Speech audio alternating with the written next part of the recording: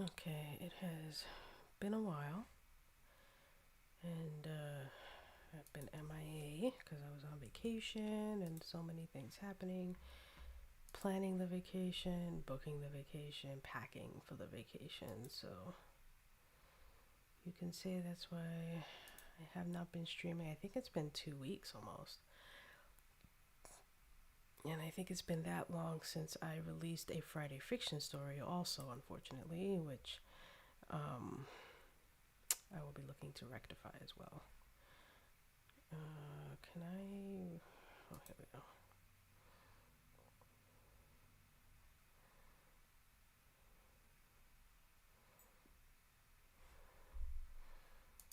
I have a couple things, well, a lot of things I need to do today, and many of them having to be work related because I was out for a whole week, so I know my emails are going to be popping.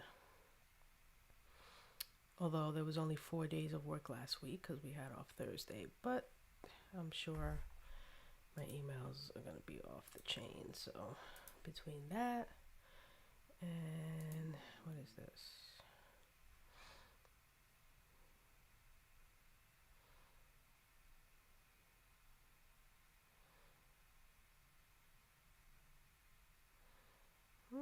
Interesting.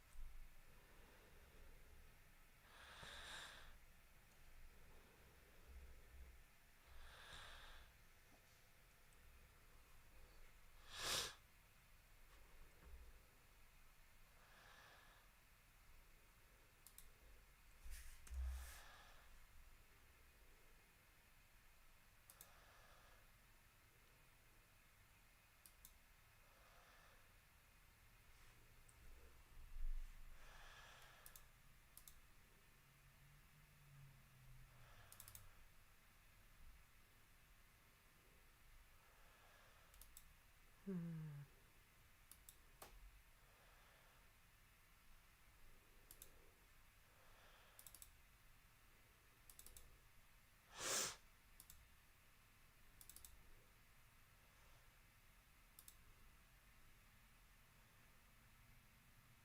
I'm gonna have to do a different way. A different way.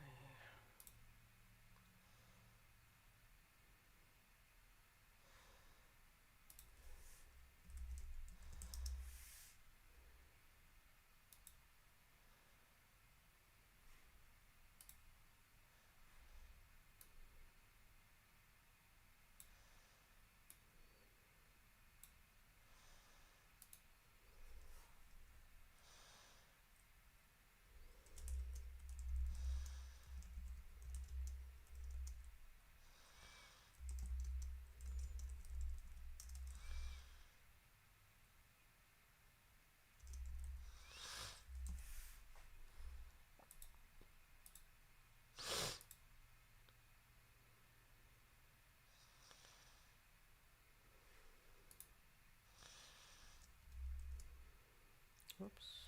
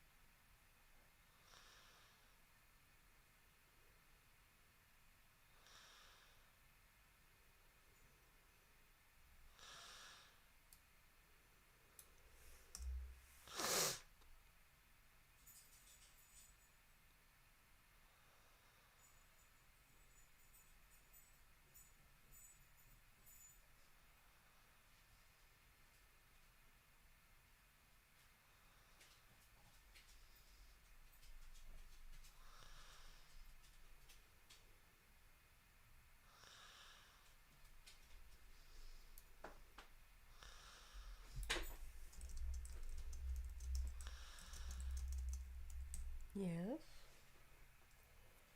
What do you want? I'm trying to work.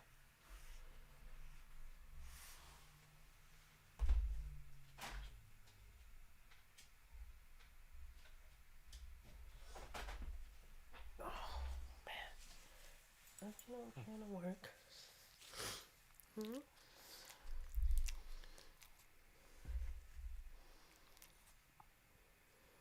I can't work if you're on my lap. Hi, Silent Willow. My dog won't let me work. She said, "Pick me up, Mom."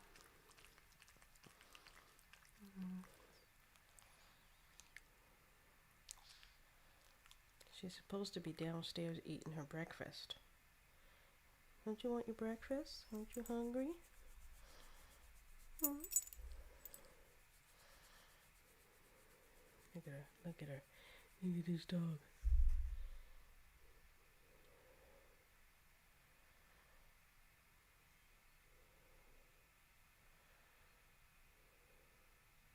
See, there's nothing going on up here on my desk.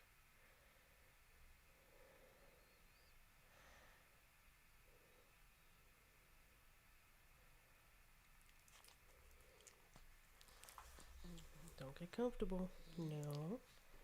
Don't get comfortable. Okay. I'm gonna put you on the ground. And you're gonna go get breakfast, okay? Okay? There you go. There you go. There you go. There you go. Okay. Yeah.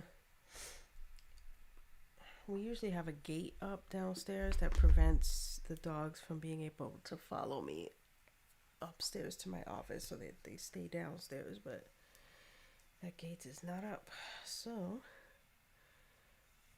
she wormed her way up here. But I just noticed there's a bit of a streak on my book. I don't know if that was like that or if I did that by mistake with something. It might have been a part of the print. Okay, so I have many things on my desk. So as you know, I recently, or not recently, but many years ago, I did the paperback of my book Daxton, which is like pretty fat, pretty chunky, pretty heavy. And this, I want to say the dimensions are 8.5 by 5. But don't quote me on that. I don't actually remember. But here's the paperback, and Amazon just released the beta ability to everyone who uses KDP to have their book available as hardback, which I was so thrilled to see and to find out about, because they've had it for several years, I think. But the only way you could get into the beta program, I believe, is if you were selling an exorbitant amount of print books and ebooks. Then they gave you the ability to use their hardback beta program. And I know it's been around for at least a year, if not longer, because I know several people who have had access to do so. But like I said, just recently, within, I would say, right before I went on vacation, because that was when the last time I streamed, and that was the exact moment in time when I did the files and everything in order to order this. They've opened it up to everyone. So here it is. It is hardback. You can hear me hitting it. That is hardback. And obviously it says not for resale on it, because I don't have any of my books up for purchase, so it's not actually published on Amazon. I just did this just so I could get the hardcover, see what it's like. Now, one of the drawbacks to this is that they do not have a jacket. So that means that it's printing whatever your cover is directly on the hardback itself. Whereas if you were to order from, like, let's say, the name escapes me now, the one, the Ingram Spark, you could get a jacket and then I think they have like 2 or 3 color options for the actual hardback itself, but it would be a jacket that would fold over, and you would have like stuff on the fold over, and the cover that you would have to design would have a lot more detail in it, because not only would you have the front, the spine, and the back, but you would have what's called I think it's called the front flip and the back flip, which is the part that flips over and tucks in. But in any event, I stupidly ordered the wrong specs for the book. I don't know how or why I did that, but the second I opened it and looked at it, I was like, this doesn't seem right that I ordered this. Because my soft cover or paperback is the right stuff, in that it's a glossy cover, which is what I wanted, and the interior is cream paper, again, what I wanted. However, for some reason when I did the hardback, it's a matte cover, or matte finish, which I did not want, and the interior is white pages. Also, you can't really see that it's white pages, but it's white pages. Also, what I did not want. But the interior, how I did everything is perfectly fine. And this is, if I put it next to the paperback, is 6x9, which I'm not sure I actually like, because it seems pretty huge in terms of the height of it. So I'm not sure if I want to keep it at 6x9. There's only, I think, 4 options, 4 size options on. There's like 4 or 5 size options on Amazon to select when doing the hardback, which is good, because what they do is they force you into what the usual hardback size is that you would see if you were to order, or if you were to set up hardback, because it doesn't make any sense for you to try to do a size that isn't usual or normal on a shelf. What I am going to do, because as I'm looking at this, this is 6x9 is probably the right size that I want. I always compare mine to other hardbacks that I have, or in this case paperbacks, because I wasn't able to do hardbacks before, and measure them to make sure that that's exactly what I want. Or I'll just look them up on Barnes and Noble or Amazon and see what the dimensions of the books are there, and then that's how I make my decision. I just didn't realize how much bigger it was going to be in comparison to my paperback, which I thought was like the usual paperback size, but now I'm starting to question if my hardback is correct, that maybe my paperback is too small. I don't know. But in any event, because this one is bigger, 6x9, that means it's much less pages than my other one was, than my paperback, obviously, because the dimensions are smaller in that case. But I believe the hardback is only like 320 or 330 pages, versus the paperback, which is a full like 130 pages more. Like this one, I think, is like 450 or 460 pages in the paperback version of it. So that's why I'm saying, like, even holding it now, I'm starting to wonder, like, maybe my paperback is too small. It's almost feeling like a mass market paperback size versus just a normal paperback. So, but these are things that I just wanted to test. I was going to order this book again with the right stuff, with like the glossy cover and the cream paper interior. It would cost me $14.10, because I would just be paying the cost of the actual printing of the hardback, which is like $9.50 plus tax. And I think I also pay shipping, because unfortunately, even though I have Amazon Prime, I don't get the Amazon Prime benefits when you're doing a proof, or when you're ordering a proof copy. You don't get the benefits of, you know, 2-day delivery, free shipping, all those things that you would normally get from being an Amazon Prime person when doing KDP and ordering proofs. You are subject to normal print and shipping times, which is like 2 weeks. So, you know, it is what it is. And I don't know if I want to spend another, $14 just so that I can get the glossy cream paper. I mean, I did the original hardback. I'm good with how it looks. Um, I know what it's going to look like, and I know basically how I need to format the cover differently from the paperback in order to get it to work right. Everything came out perfectly on the cover in terms of like making sure that my name is right where it needs to be and it wasn't cut off, and that the image wasn't cut off, and that things are visible, and everything like that. The same thing with the spine. There is a little bit of overlap, slight overlap, which you can see there, of the spine onto the cover, but I mean, it's so minimal that that could actually be a printing issue more than an issue of me making the spine too wide.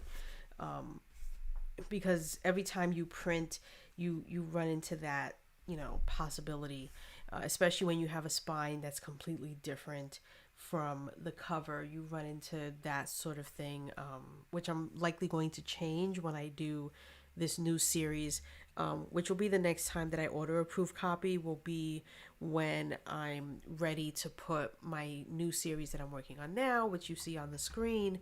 When I'm ready to put that up on Amazon, that will be when I order the proof copy for the paperback and the hardback of this particular book, which I'm sorry to say is not till the summer of 2023.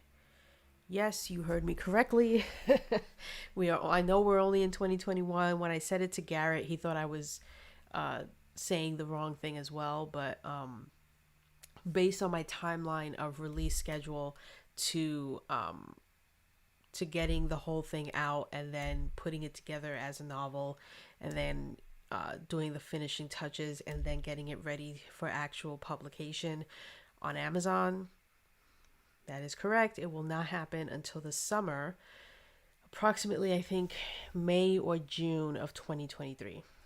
So, but once that happens, like, the ball will be consistently rolling starting May of 2022, so next summer. Once I start releasing this book chapter by chapter, there will be such a succession of like chapters being released, the book being up and published, that from 2023 through to I think the summer of 2025 is when essentially 3 books will have been released in that time.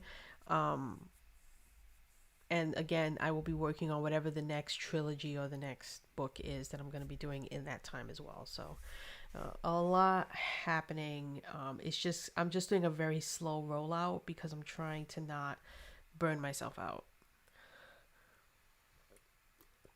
But Silent Willow, to answer your earlier question, my holiday was good.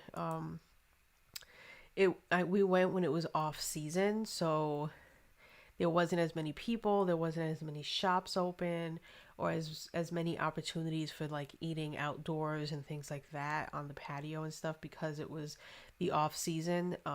But we prefer that because we're not really people type people. We don't really want to be around huge crowds and things like that. Regardless of whether or not we're in a pandemic, it's just the kind of people we are. We're real homebodies, so it was okay in that regard, that there was like no one there. And hello, Better Days, if you're still here. I apologize for not saying hello sooner. But yeah, it was good. So we went on vacation from last week Tuesday, and then we returned from vacation just a couple days ago on Saturday. And then yesterday was kind of a day of resting and watching football all day. And so today I am technically, quote unquote, back at work. But as you know, I don't actually start work until later on in my day. So that gives me all morning to kind of, write and chit chat and do all those things, which I'm hoping to get back to doing in the coming weeks to get back to a rhythm of writing, streaming, etc. In the mornings, at least on Mondays, Wednesdays, and Fridays. Um, just because I want to get back into that sort of habit. And I also, before the end of the year, I really want to clean and fix my office. My office has been kind of a misnomer, and like my shelves are not complete. I haven't really unpacked all the books that I know I still have to unpack and put on these shelves. I'm bringing a couch that's downstairs currently in our foyer. It's coming upstairs and going to be placed directly in front of my desk. Um, and I'm hoping within the next year to get a TV that's going to be mounted on my wall over here. Um, and I just need to sweep up the floor. Like, my floor is still dusty from when the contractors came and sealed off this closet that I once had over here. So I want to put up artwork, just do some cleaning, fix this area behind me because it's just been me throwing stuff on it. I didn't really put any thought onto like how I want to organize this area behind me, so I want to do that. There's just a lot that needs to happen in my office in order for me to feel um, like using it. I feel like for some reason, because it's not complete, I don't really feel like using it. So the last couple of weeks I've spent a lot of time downstairs in the living room and hardly any time up here in my office, which is why I haven't been streaming either, because it's like I have this office and I'm not using it. Like, what's wrong with me? You know what I mean? So the time has come to, clean it up, have no excuses, and use my freaking office.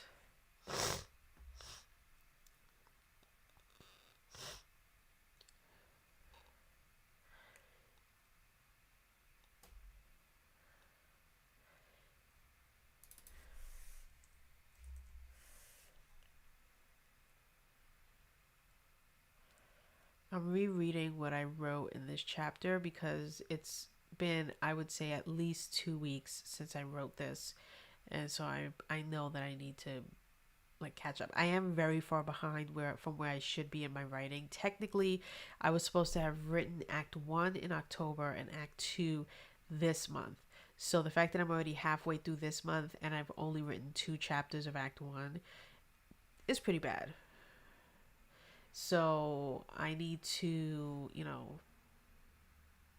basically pick up the pace. Luckily, I am not by any, even though I set these schedules for myself, I'm not actually behind schedule because I don't intend on releasing or sharing or posting basically chapter 1, this chapter, until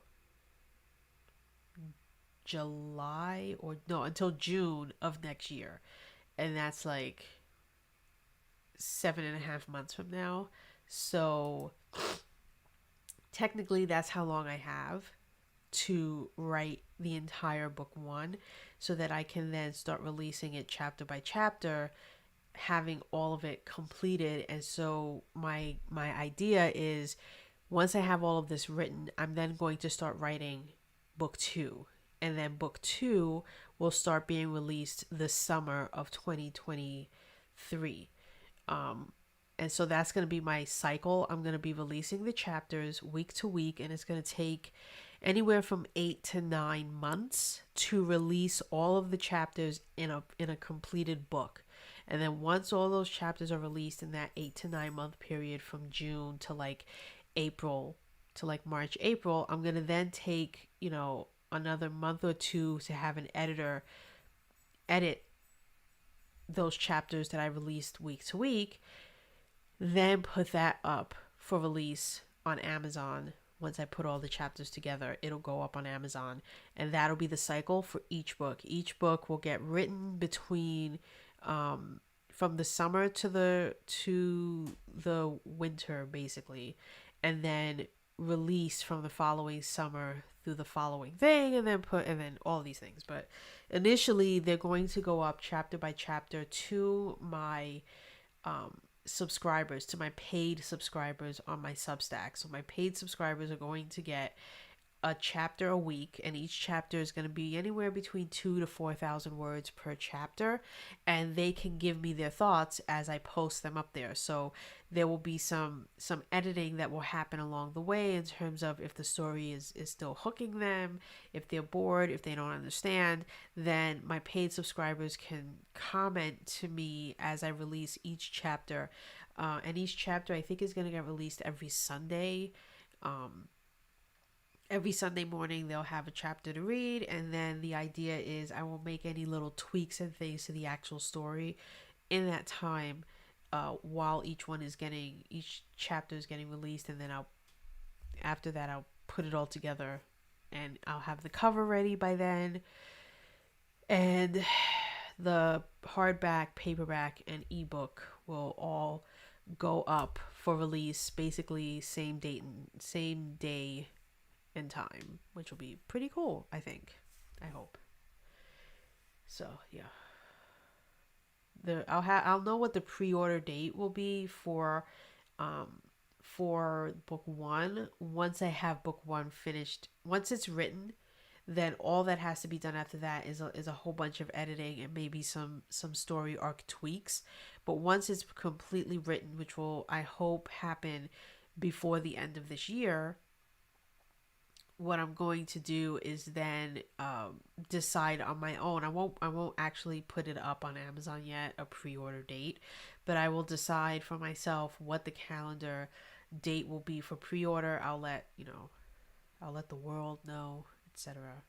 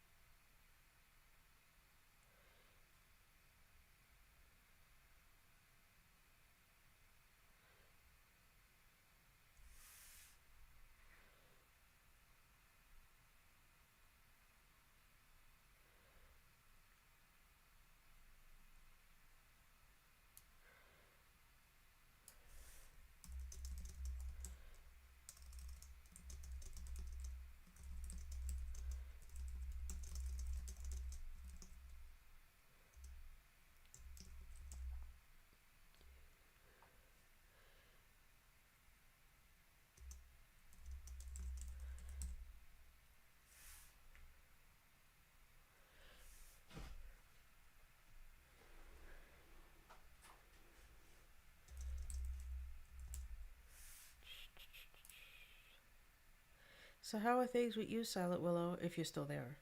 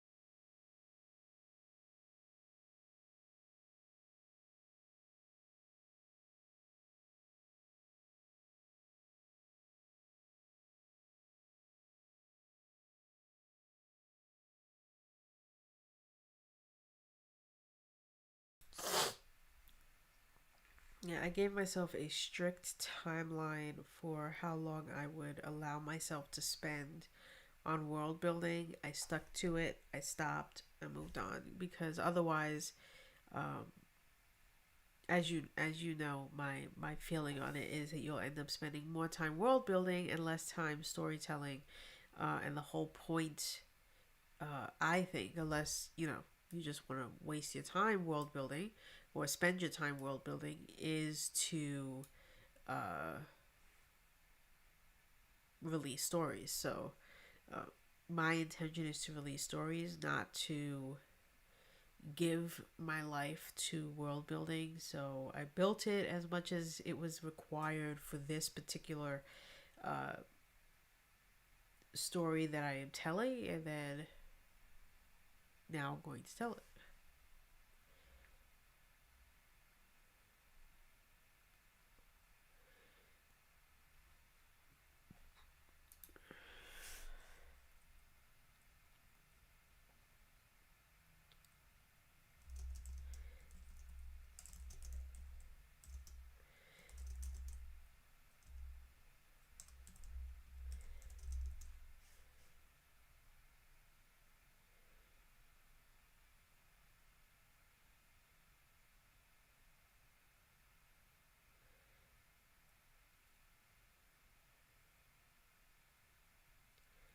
It is difficult to.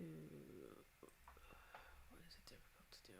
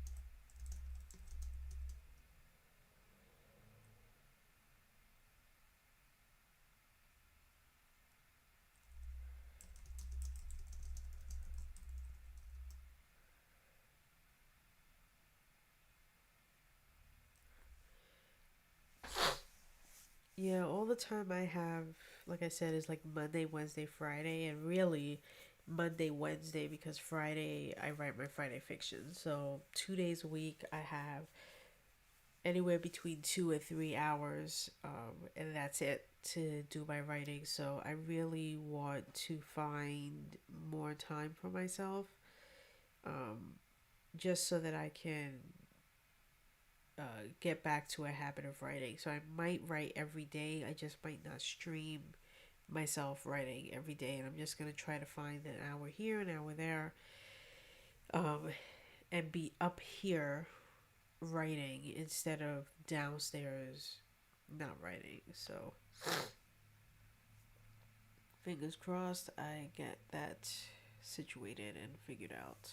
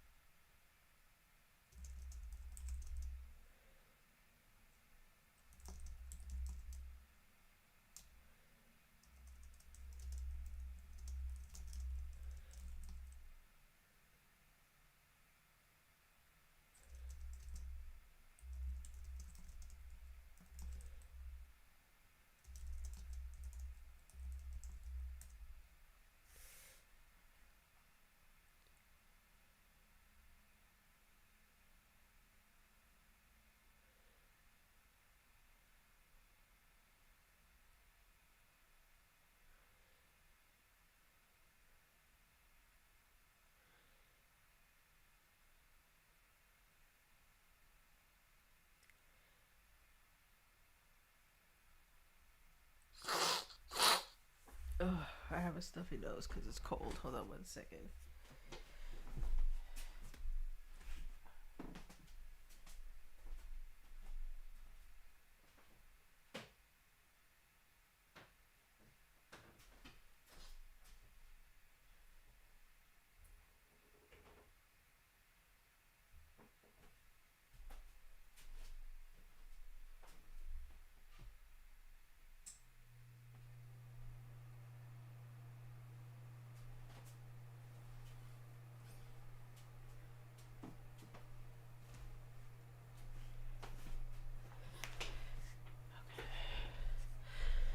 Okay, I turn the heater on in my room.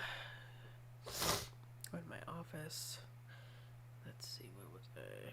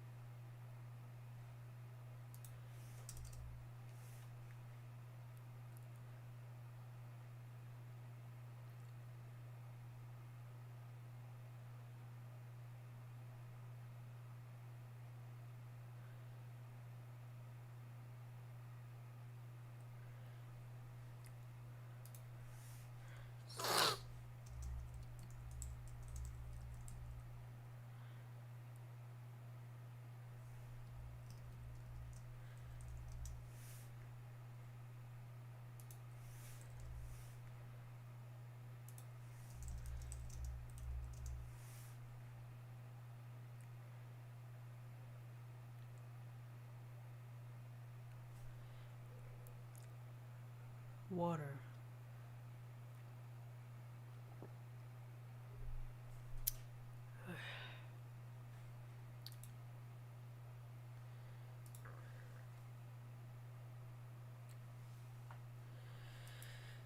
How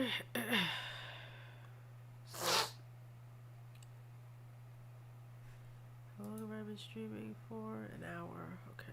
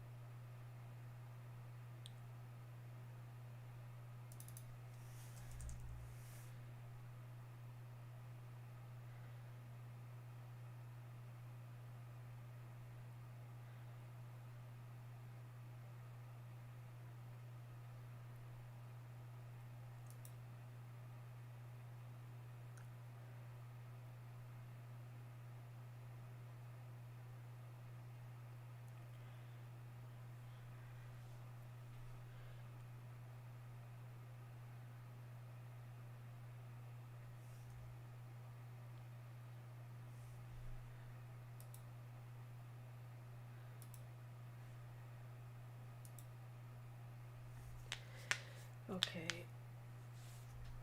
Oh. So, I'm up to the part in the story where it's a story within a story, which is interesting because it already is a story within a story because we're going from the past to the present. But in this case, the story within this particular chapter is going to happen often throughout this series of books because it's going to be a folklore, a tale. Um, and in this tribe, in this tradition, every night the head elder, tells a story. The story is predominantly steeped in some truth. There is a lesson to be learned behind each story, or a warning uh, to be shared with the tribe behind each story. And sometimes the lesson to be learned is from uh, a story passed down from the generations of that tribe, um, about an enemy or a hero or something like that. Or sometimes it can come in the form of a warning of something that is presently happening to them, uh, but in order to express the severity of the situation that's happening, it's usually or typically told in a story like form, and this story will spark attention from the adults to be aware of this thing that may or may not be happening, etc. So, for instance, in this instance, they are aware, the elders are aware that there may or may not be a skinwalker among them, and they are very much aware of what a skinwalker is. They know the signs, and so they've seen these signs, and they want to let the adults know through this story, but also put a sense of fear into the children or the youth who are hearing this story as well. So it's going. This story will appeal or interest both sides. The women and the men, the old and the young. Um, and so the elder is tasked with telling the story, and the way that she chooses to tell it is by highlighting a specific hero that rose up among them that is the most unlikely of heroes. And what makes this hero very unlikely in their tribe and in their tradition is the fact that it was a uh, male figure who uh, made the ultimate sacrifice to do what must be done to save them from a previous encounter with a skinwalker.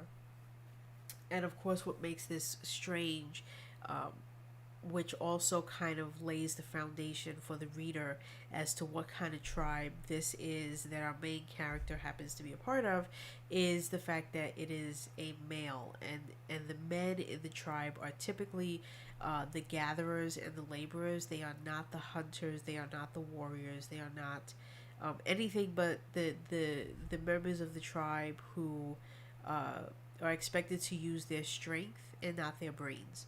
And so the fact that a male member of the tribe kind of stepped forward to defeat a skinwalker that was among them a long time ago, before our main character was even born, um, is like, wow, oh my god.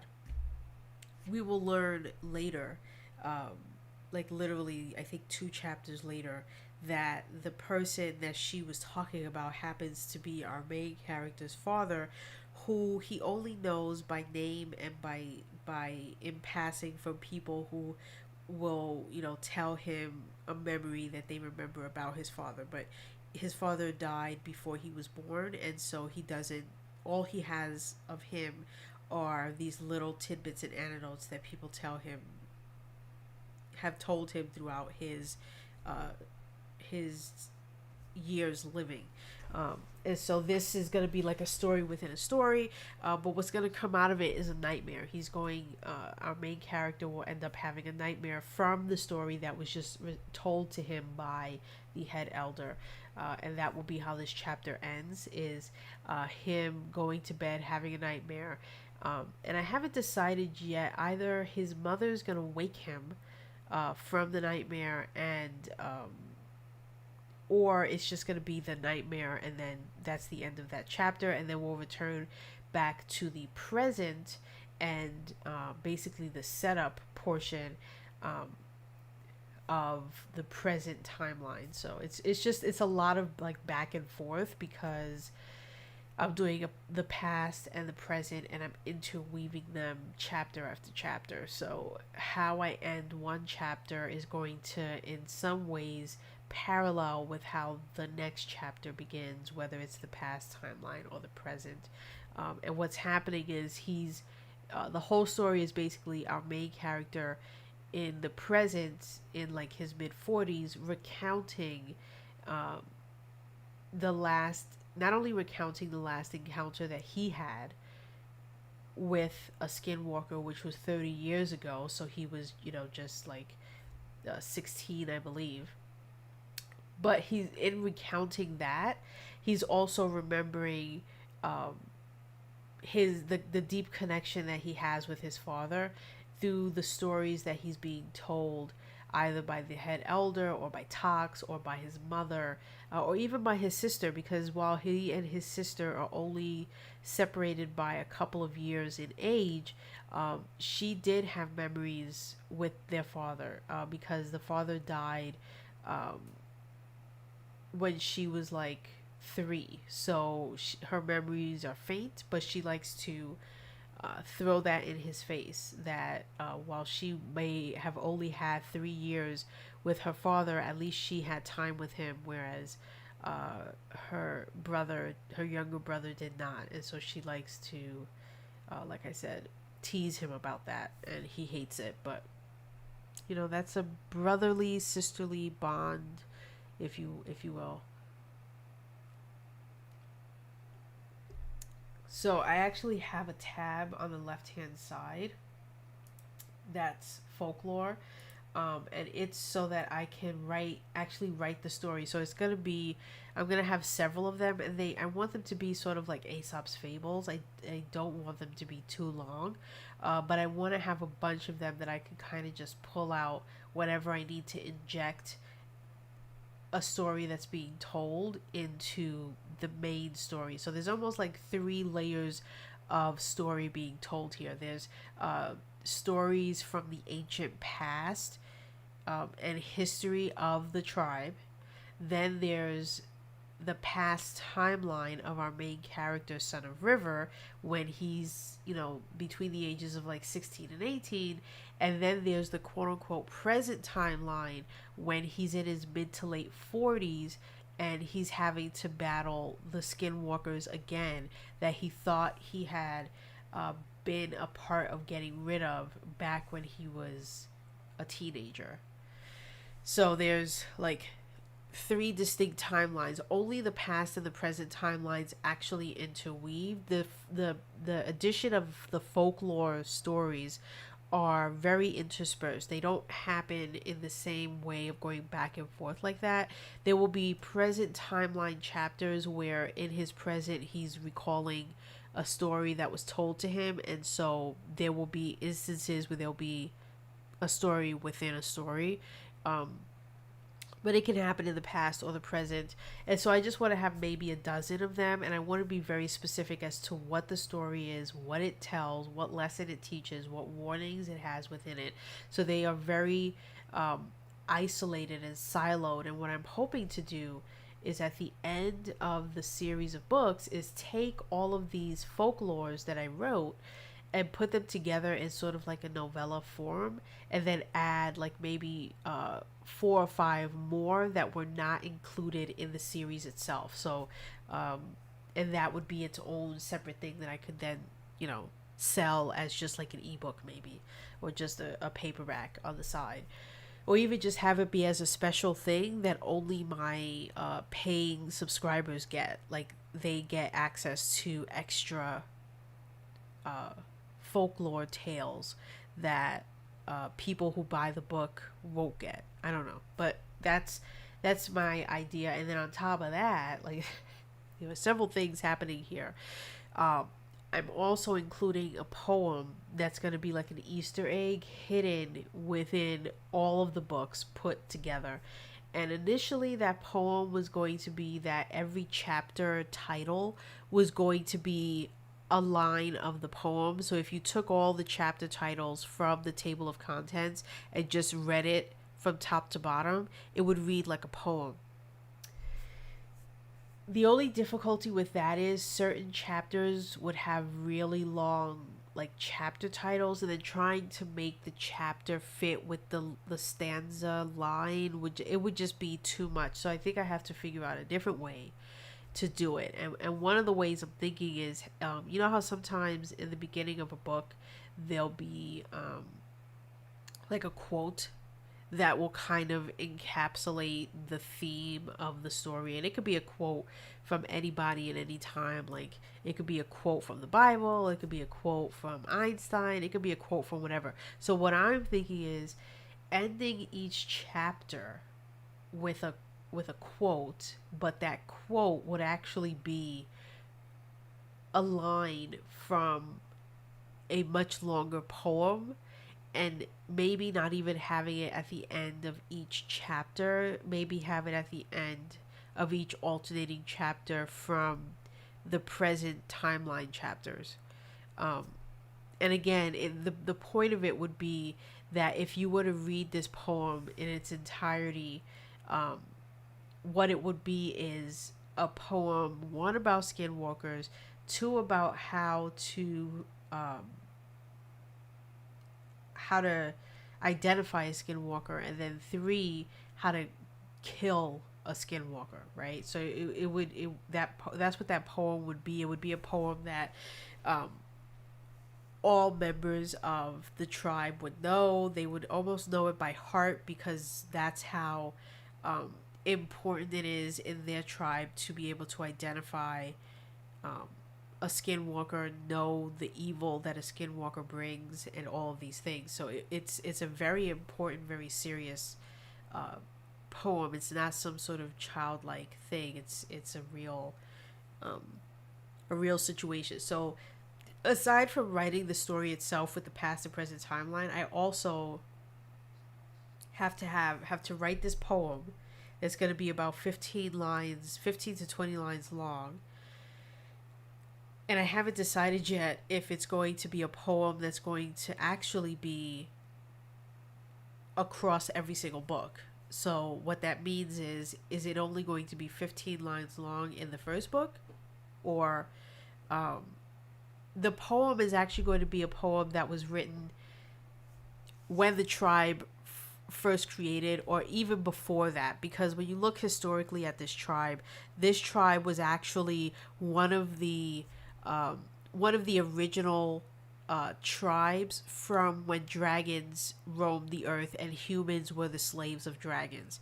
So this tribe considers themselves to be above reproach, and they believe that when the dragons return, because they believe that the dragons will return to earth, that they will be the chosen ones who will not be forced to be enslaved by dragons, that they will actually be held at high esteem, because when the great dragon war happened, there were great riches that these dragons had, and the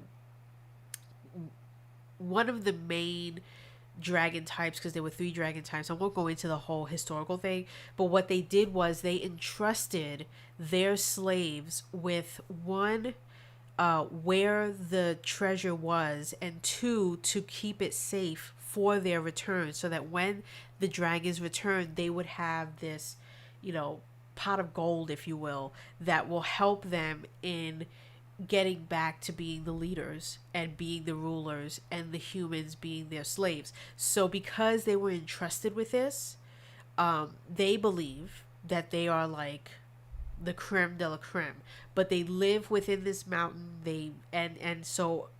Historically speaking, these skinwalkers came about way back then.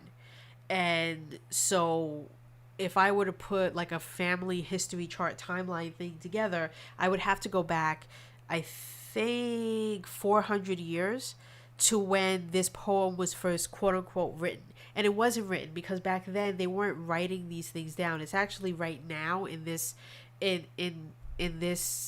timeline that the elder the elder at this time, Elder Cloud, was the first one to say, I want this stuff to be written down. Like, I know that what we do is we retain, we memorize, and we recount these stories to each other every day, and then it's our job to remember the story and then, tell it to the next generation. Let's continue to do that, but let's also write them down, because a lot of these stories that we're telling are, one, true, and two, very important, and we don't want to over embellish or under embellish the severity and the seriousness of these stories that I am now telling for the next generation, right? So now they're starting to be written down. This poem is now officially written down somewhere. No, they don't want to become dragon slaves again. That's the point. They expect to not be, because when the dragons became extinct right before it, it was this group of people that they entrusted with protecting their treasure. So because of that, they expect, I mean, whether or not that happens remains to be written and told, right? But their belief is, because we were chosen by this particular group of dragons to hold their treasure, not to spend it, not to use it, but to hold it and to protect it from the rest of humanity.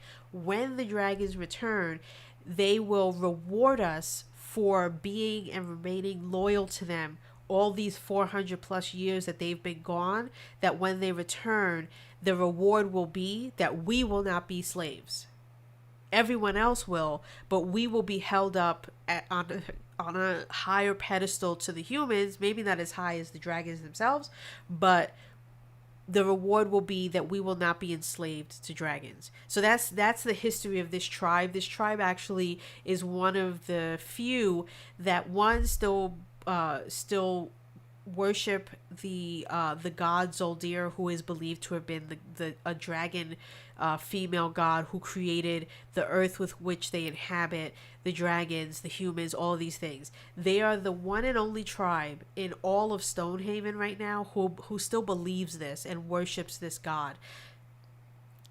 Technically, there's a group of people in a kingdom who also do, but I won't go into that. That's a whole other thing.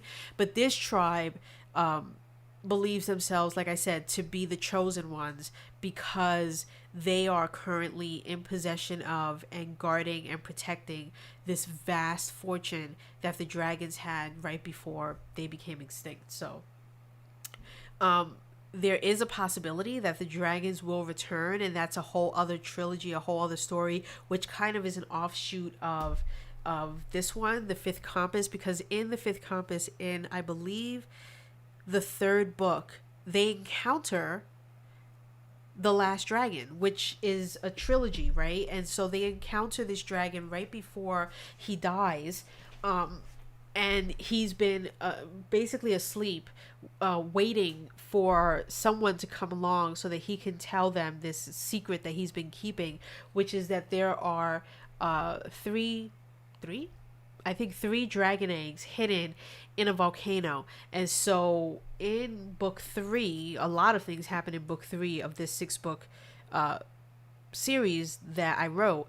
But one of the main things that happens is they go to get these unhatched dragon eggs, and they take them, and 2 of the characters that we meet in the first book actually leave the series at the end of book 3, because they have people chasing after them, and the last thing they want is the people chasing after them to know that they are now in possession of 3 unhatched dragon eggs. So they separate. One group goes one way, and the main character Daxton and his people go another way.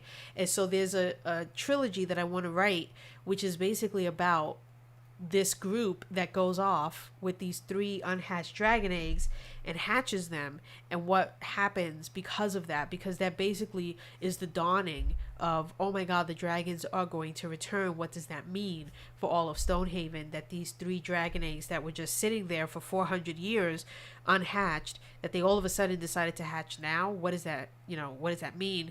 Who's going to find out about it? who's going to be coming after them. Are they going to be coming after them to enslave them, or coming after them to kill them? What's the deal? That's a whole other thing, not really important. But to answer your question, they don't want to become slaves. Their belief is that, like I said, they will be rewarded um, for all of this. Now, how that comes into play in the story that I'm currently writing is actually that the chief, the current chief of the tribe, girlfriend wants the money. She wants the money. She wants to spend the money. She wants to use the money to expand her control and her rule. Because right now they live on this mountain. It's a huge mountain. There, people know that they live there. People don't really necessarily know that there's a treasure there. They've heard rumors of it. They don't believe it since no one's ever actually seen it. So this tribe is the only tribe that, knows this treasure exists, knows that it's hidden within the mountain, and makes sure that no one ever sees it outside of their own group, right? But this particular chief has other things in mind. She's tired of the tradition. She wants to use it in order to expand the land with which they rule. She wants to spread out and expand and rule, be the ruler of all nations, if you will. And the way she's doing that is by making it seem like there is an enemy that doesn't exist. So she is a skinwalker. She is the skinwalker that is walking amongst them. She is killing her own tribe members. She is expanding to the people that she trusts within the tribe, converting them into skinwalkers as well.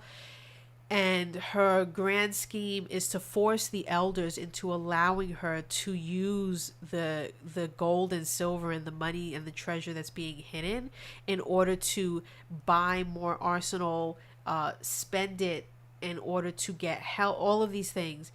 But the real catalyst behind everything that she's doing is so that they can move off of the mountain, take over Ebonthorn, which is where the mountain happens to be. There, it's the border between Ebonthorn and Malathorn and Prador and these other places. But she wants to start slowly but surely conquering the kingdoms that are around the mountain, to then expand beyond the waters to conquer other kingdoms outside of the main body of land with which they are on right now. Because right now they don't get off the mountain. Only a certain handful of people actually leave the mountaintop in order to make trade and things like that with the nearby village. So they are very much kept to themselves. They're considered to be sort of savage like by the nearby village and town, but they have some sort of an understanding where, you don't mess with us, we won't mess with you kind of situation. It's fine, whatever. But she's looking to disrupt that because she wants a huge war to break out. She wants to be given unfettered access by the elders to the treasure, in order to use it, because she has absolutely no belief whatsoever that the dragons are returning and all of these things. She doesn't believe it. But she is the current chief right now, and so she has to hold on to that title, the title of chief, and then using that title and that power, she hopes to, get more territory, get more land, get more power. And it's through using this treasure that the dragons entrusted with them. So the treasure does exist, because there will be moments where other people within the story will say that it doesn't exist because they didn't see it. If you don't see it, how can you believe that it is true and it is real? There are members of the tribe who've never seen it. Only a small set of people are allowed to know where it is within the mountain, how much of it, and to have actually seen it, touched it, held it in their hands. So, Son of River himself has never seen the treasure, but it is a belief that it exists. It is a belief that his tribe is the chosen one, and that when the dragons return, they will be given all of this, power and glory for continuing to believe. if that makes any sense.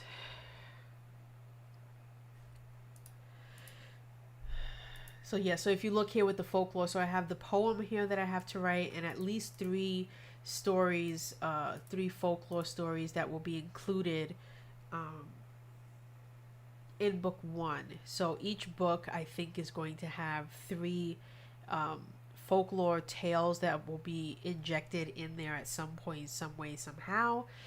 Which will be a total of either 9 or 12, because I still haven't decided if this is going to be 3 or 4 books yet. Initially, it was going to be 4 books, but because I changed the story so drastically, I think I'm going to make it a trilogy and just make each book a lot longer than I had intended. Because each book was going to be between 80 and 90,000 words, but instead, I think I'm going to just make it a trilogy, and then each book will just be about 110,000 words, 120,000, and just leave it at that. Um, just so that it's a trilogy just sounds better, feels better, that sort of thing. So why is my computer giving me issue here? Hold on one second. Is it really because I have updates? Huh. Okay. Oh, so yeah, I'm glad that makes sense. Like I like to recount it over and over again as much as possible as say it out loud, because I want to make sure it makes sense. Because if it doesn't make sense, then it's like, oh, I need to go back to the drawing board because something is not right here, either in the timeline or in the sequence of events and stuff like that. And so that's why actually I'm glad that I decided not to go with this 6 book series as the first intro into Stonehaven. Initially, I wanted it to be this one because this one, it does have the dragon in there, but I truly believe that this Born from Blood is actually going to be a better intro for readers into the world of Stonehaven, especially because it's going to be from the point of view and the position of a completely different kind of people. The Tycor tribe and the Varish tribe are really like based off of like Native American tribes, so they make up like less than 10% of the entire human population that is Stonehaven.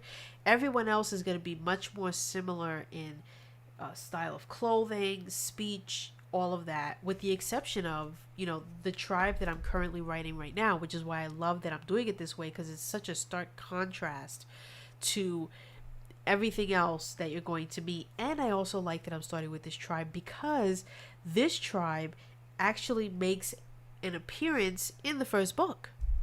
And that's where they came from, actually. I created this tribe in this book because if you recall, many years ago when I was writing this book, I put myself in a quandary because there was a moment in the book where literally every one of my main characters were going to get killed.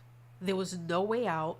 I said, oh my God, how did I do this? How did I paint myself into a corner where they were surrounded by this group of thugs and they were unarmed?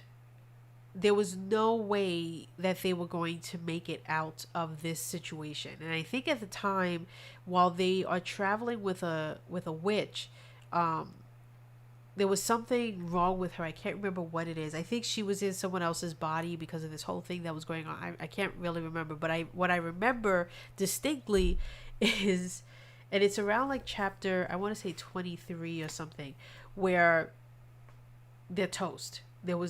I was like, okay, either I would have to go all the way back like 3-4 chapters to rewrite everything to make it so that I didn't get into this sticky situation, or I would need to figure out a way out of this sticky situation. And what I did was, the moment happens in the market. They go to a market and they're buying food, and the main character, Daxton, ends up at a booth with this girl who doesn't speak very much, but she's selling arrows.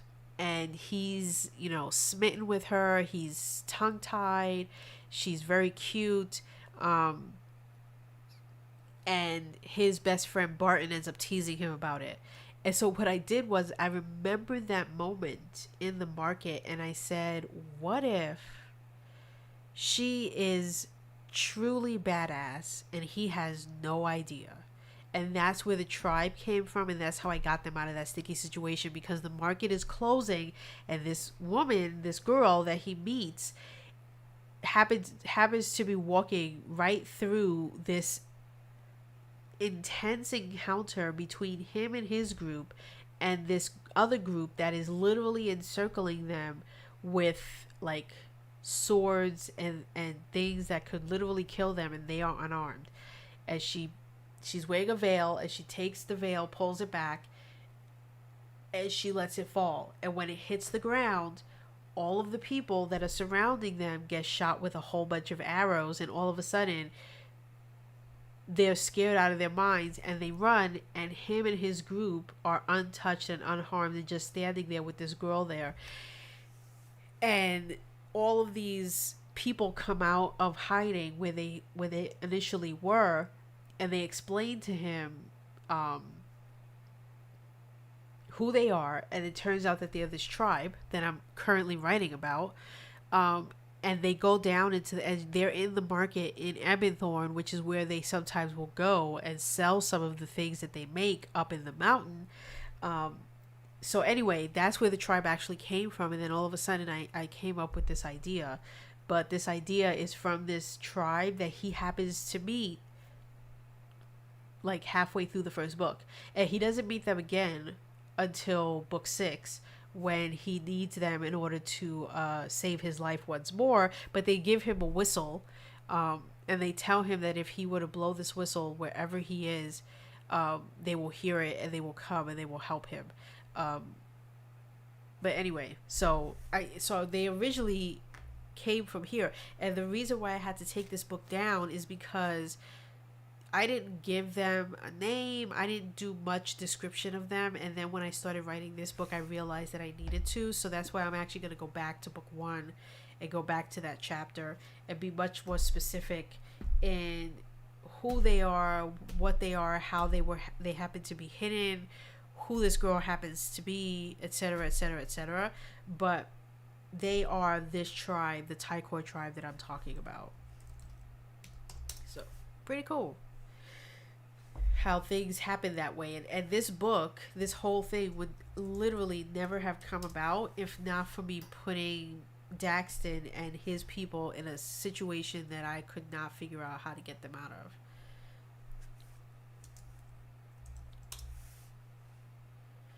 of.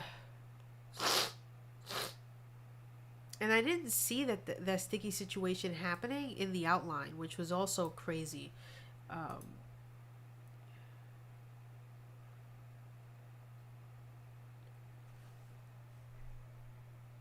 $14 each.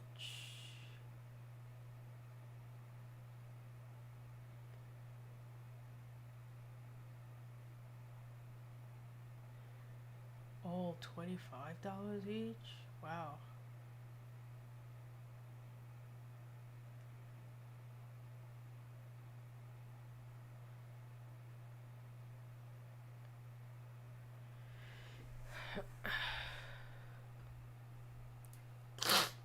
That's expensive.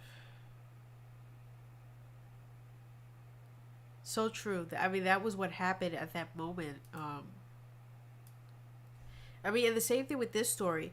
I needed an enemy, and so I did research on Native American folklore and who they consider their enemy, and they consider skinwalkers to be their enemy. Um, Hold on 1 second, because I need to send a text.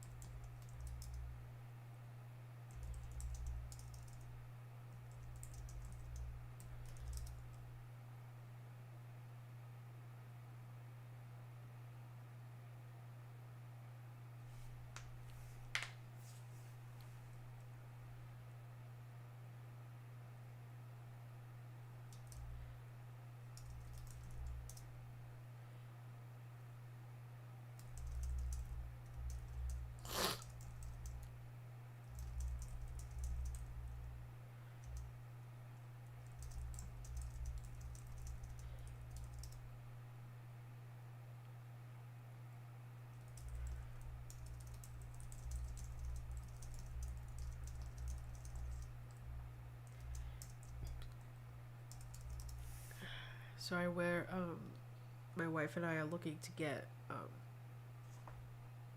fresh handmade wreaths that they sell, that the village I live in sells here. What?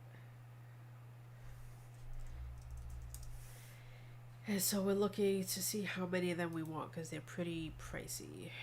Pretty pricey. Oh, she wants me to print the order form. Okay. I knew there was a reason why she was giving that to me. Let me turn my printer on. Okay.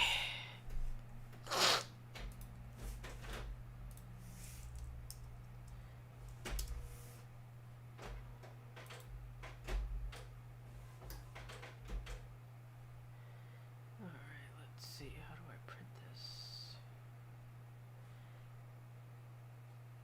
Yeah, for the holidays, selling them, they're $25 each. And they're real. They're not fake, obviously, with red bow and pine cones and all these things. So we're gonna get a few of them. Why is it not letting me download this?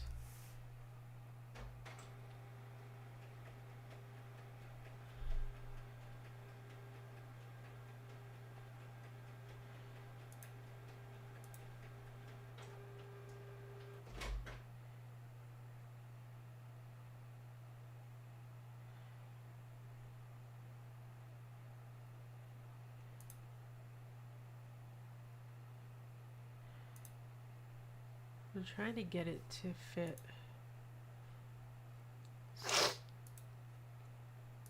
on one page.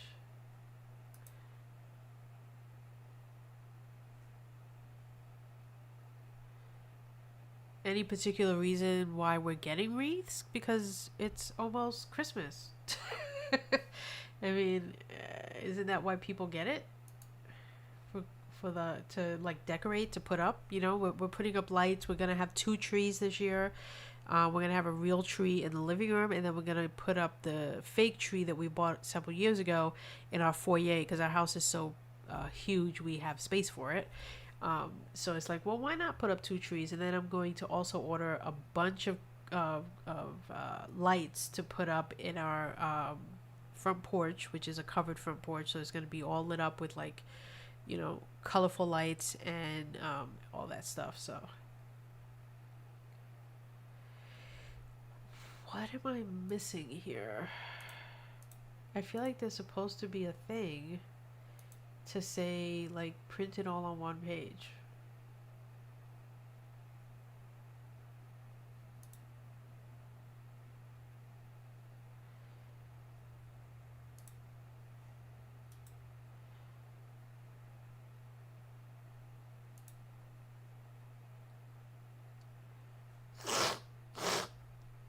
No, no, no, no, no.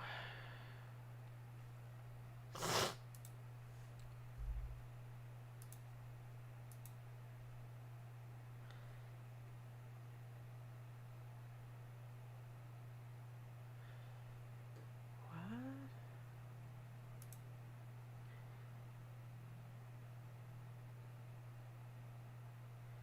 Did this open in my Google Drive? Sorry, I'm just trying to figure out. Oh, it did. Interesting. I wonder. Okay, so let me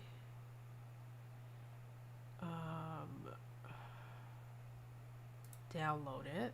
Let's start there.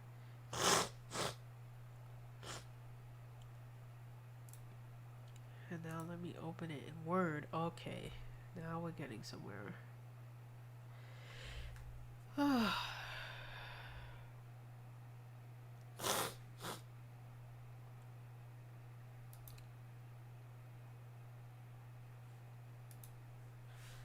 Now I gotta write 2 checks today.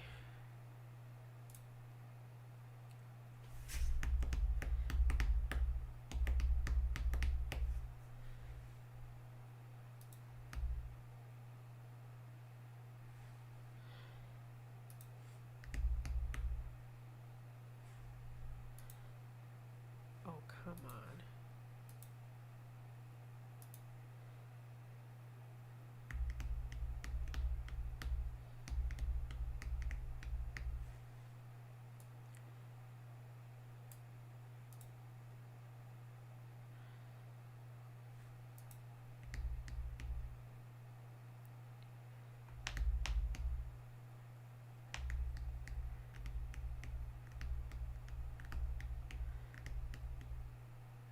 For some reason, Word does not want to open on me for me right now. Oh wait, it was hidden behind Discord. Okay, let's take a look here. Okay, it's all one page. So now let's do print. All right.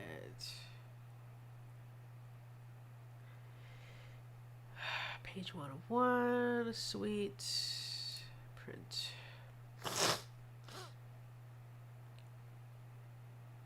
Yes, I still want to print anyway.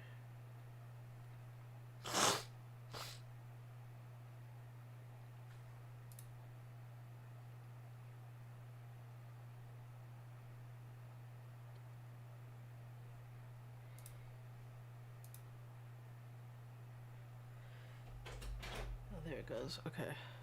I'm like, please print. Please.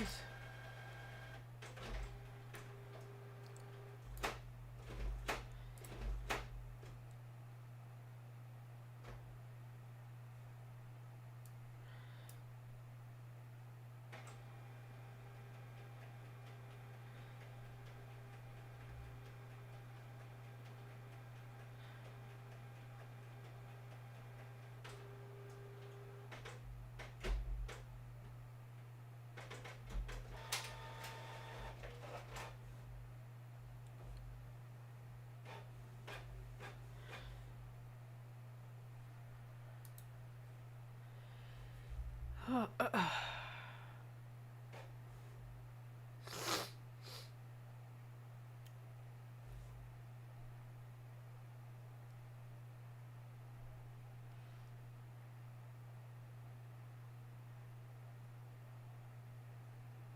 26 to 30 inches. That's like, that's huge. Because 12 inches is a foot. So that's like 2 feet to 2.5 feet long or big. Wow.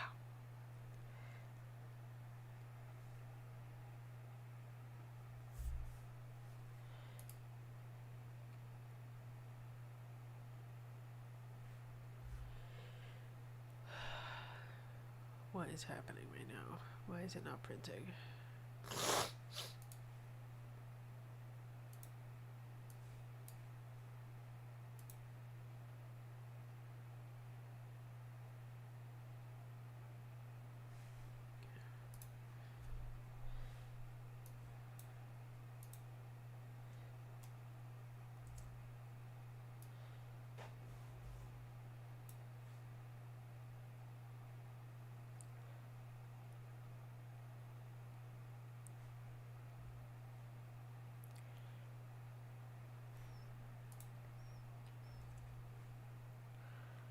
Let me try shutting some things down.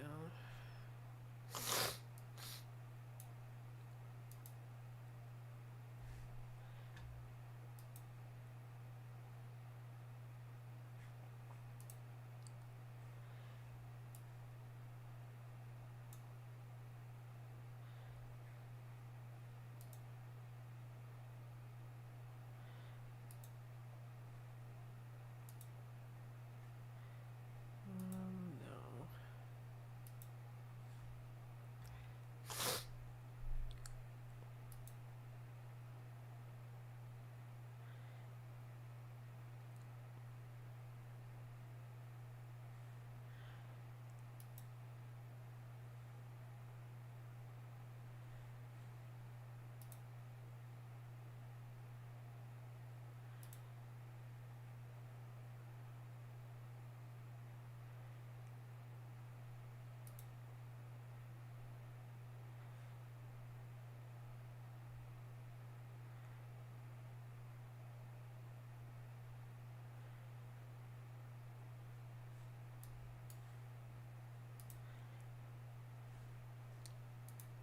Okay, I'm having serious issues printing, and I don't know if it's because I'm also streaming that it's having an issue.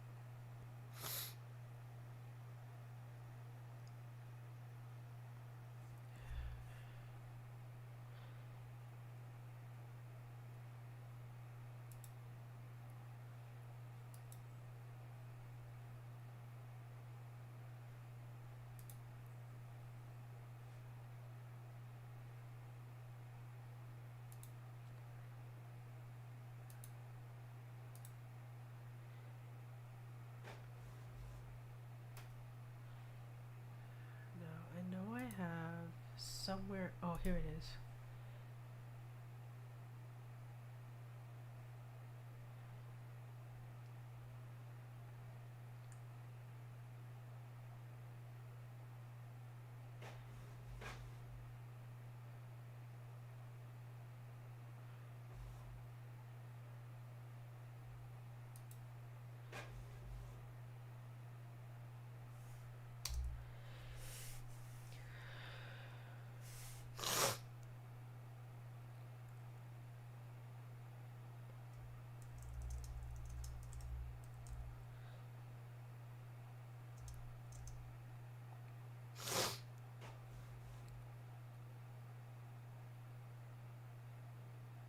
Maybe a little bit before that.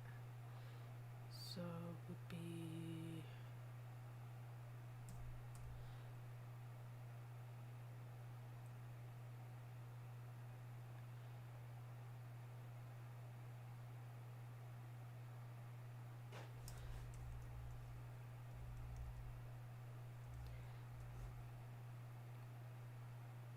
minus 40 or 30. Let's say 50 is 60, about.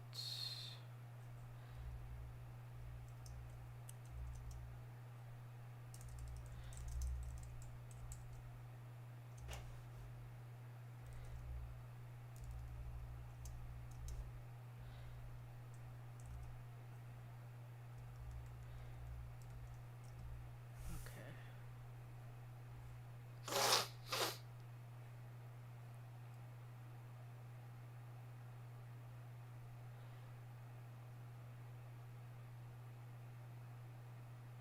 I need a calculator.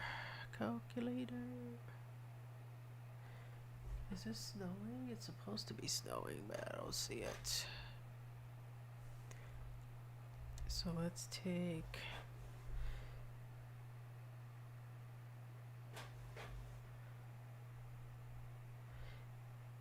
minus 1218.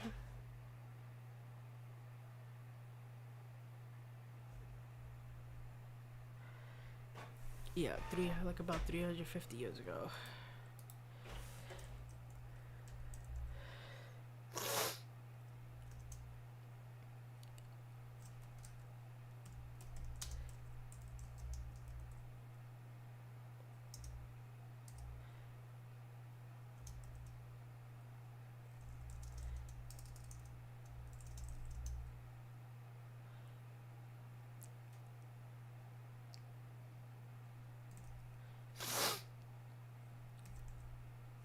Wait, is that right?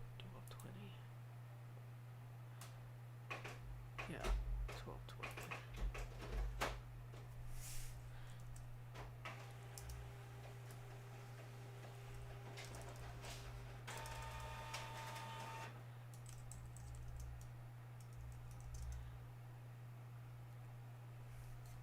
Oh, let's see if this works here.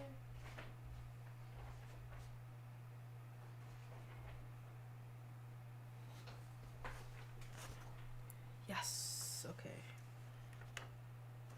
It took a long time to print, but it printed. Now I gotta fill it out.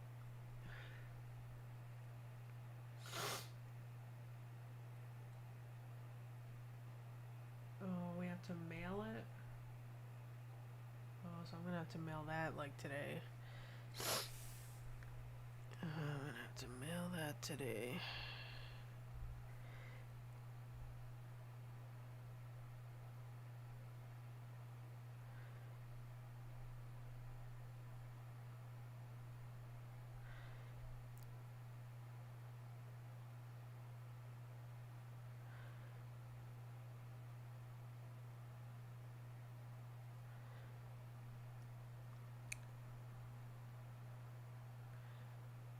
Gee, it was 2 days ago.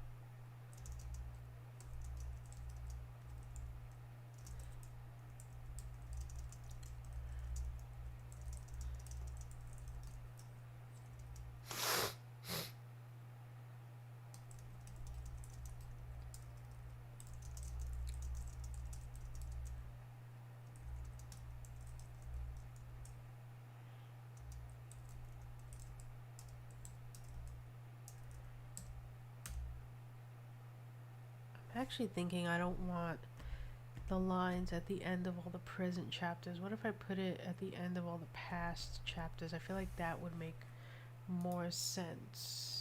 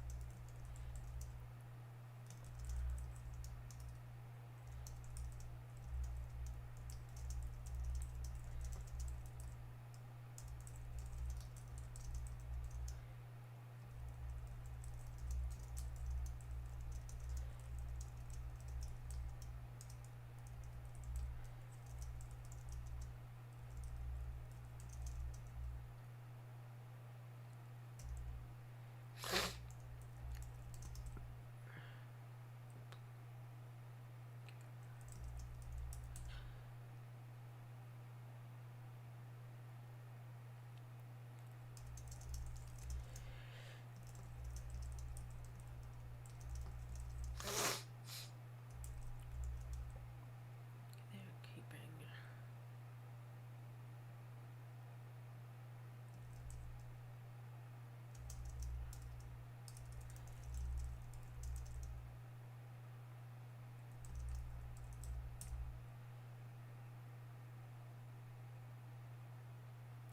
Man, I just had an idea that the chick that we meet in the first book of Daxton ends up um, meeting the group that veers off to protect the dragon eggs. And the reason why that would be helpful and great is because they would have no knowledge of a dragon egg or how to hatch one or what or any of the implications of that. But this chick from the tribe would, simply because the stories are ingrained in her from the stories that have been passed down through her tribe. So I'm just thinking in my mind that I need to make sure that that happens in that offshoot. The offshoot currently is called Adelaide and Sebastian, which is basically the name of the two people, or the names of the two people who take the dragon's egg and separate from Daxton and his group. Um, I hate that name. It doesn't really work. I just used it because it's kind of like a memory trigger for me as to who they are um, in the Fifth Compass series of books, but also that they are the ones who are going to end up being the caretakers of the dragon eggs that they discover. But now I want to include this chick, and the chick who Daxton meets at the market, who I now want to be the one who helps Adelaide and Sebastian. Peep this. Also happens to be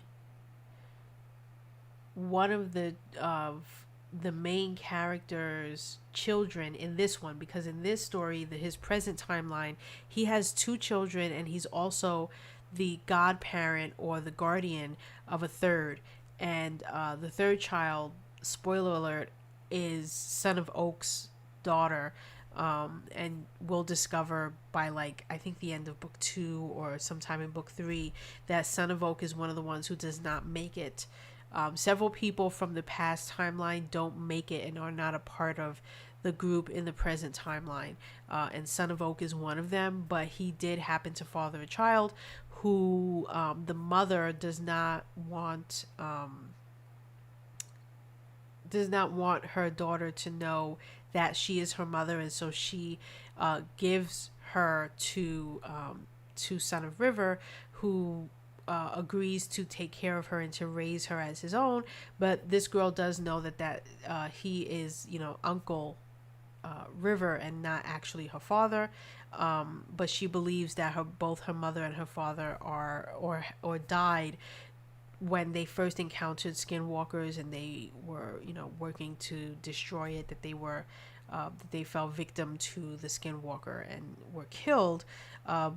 But actually that's not true. Her mother is not only alive, but is one of the members of the people who are, in the present timeline, brought back together in order to destroy the skinwalkers who have risen again. But in any event, I'm thinking that either the one who he is the guardian of, or one of his two children who, one is a boy and one's a girl, that the girl is either that girl or the girl who he's a guardian of, which is Son of Oak's daughter, is the chick who Daxton meets at the market, and who I want to now end up being the one who meets up with Adelaide and Sebastian at some point and becomes a part of that trilogy that I want to write over there. But I think that would, because that would work in the same timeline that I'm thinking of right now for, like, when does this story take place in relation to the other stories, right? That's what I'm always thinking about. I'm like, okay, when does this story that I'm telling take place, one in relation to the great dragon war, and the time of the Sapien Age, and also this 6-book series that I wrote of the Fifth Compass. Is it before it, after it, during it? And I think I'm gonna make that it happens almost during, but not really, um, but just in two different parts of of Stonehaven itself. So while this story is taking place over here on this mountain with this people and this stuff, Daxton is actually traveling and he's moving. So you know, he's stopping briefly at Ebonthorn. All of this stuff happens, and then he's moving on to another place, another space and time. Um, while this story here kind of takes place in the same place, it doesn't move about or move from kingdom to kingdom in the same way that the Fifth Compass does. So I'm able to have it happen in the same timeline. Just one moves on and the other one stays in the same location, which I like and works. And I'm almost thinking if there's a way for me to put that they stop at the Iron Rope Inn, which is um, one of the main locales. And I feel like if they were going to stop at Ebonthorn, that would be the place that they would end up, and that they would stay at least the night. If they were staying the night somewhere, that it would have to be at this place, which is why another reason why I had to take down Daxton and the other books, because there were things that I was doing in this trilogy that would invariably trip into Daxton, and I want to make sure um, that it all just lines up and makes sense, which will require a bit of rewriting.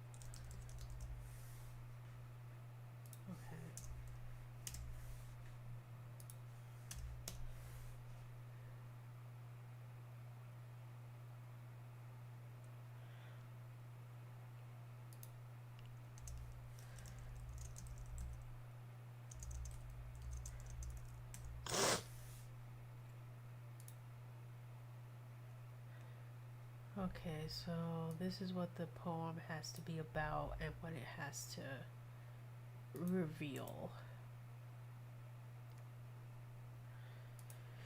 Very important.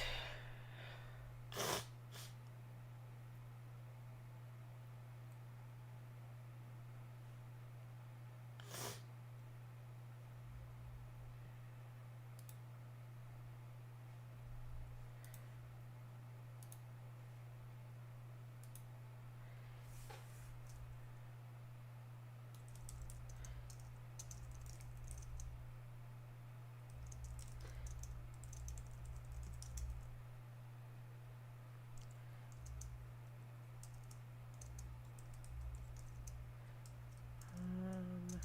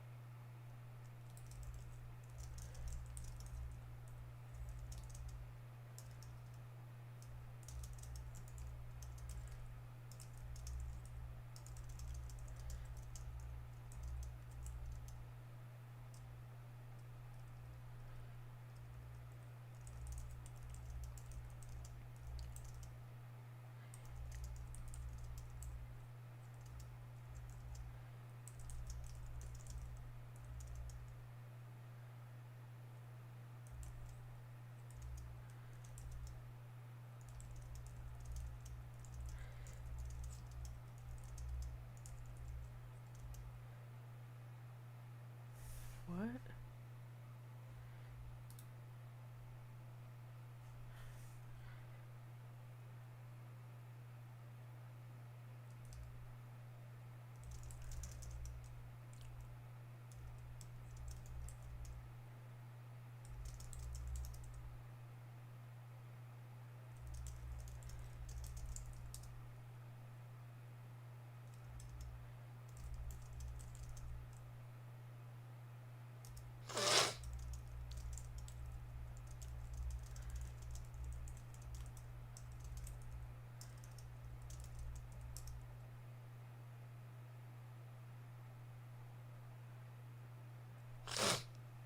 Okay, I have to now end my stream because I have to go find something that my wife can't find, and we need it desperately. So, I did some good things.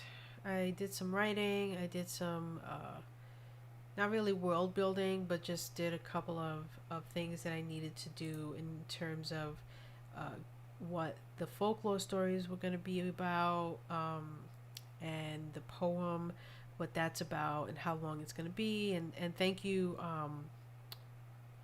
Silent Willow, for asking me the questions that you asked me, because I realized I wanted to put that in here and that I should have. So I did put when it was written, who wrote it initially, which is really who spoke it into words and made it something that was passed down and recited word for word, and then when it was written on paper, by whom and who told it to whom, and what it's about and how long it's going to be, and all of those things are all here now, and will be referenced as I write the poem and as I write the folklore stuff and all those things, which I'm going to be writing the next time I stream, because that's where I'm up to. Um,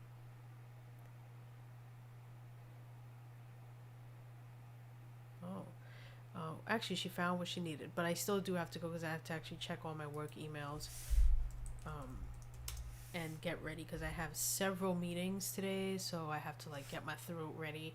I've got like 5 or 6 meetings, in a row, and then I have to also think about lunch. So, with that said, thank you to everyone for stopping by. Thanks, Silent Willow, for stopping by. I should hopefully be back Wednesday morning to do some more writing, to write a folklore, and to complete this chapter and start the next one, and hopefully get on some sort of a rhythm so that I can write this entire book in the next like 5 weeks. That's my goal, to write this thing in 5 weeks. God willing. If I don't, like I said, it's okay, because I really have till probably next April at the latest to get this all ready to go. So I'm not in that much of a rush. I just kind of wanted to have it done by December 22nd so that I could print it and do my red pen edits for the 10 days that I'm on vacation, or on holiday from work.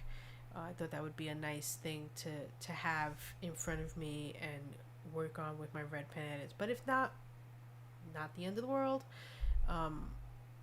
But that was my initial goal. So, with that said, I'm going to look at the snow falling out my window and look at all of the probably 100 plus emails that I have in my inbox for work, and try not to get too overwhelmed as I get ready for my meetings for the day and start my work week, basically. But for the rest of you, have a lovely Monday, and I will catch you all on Wednesday with some more writing. Peace.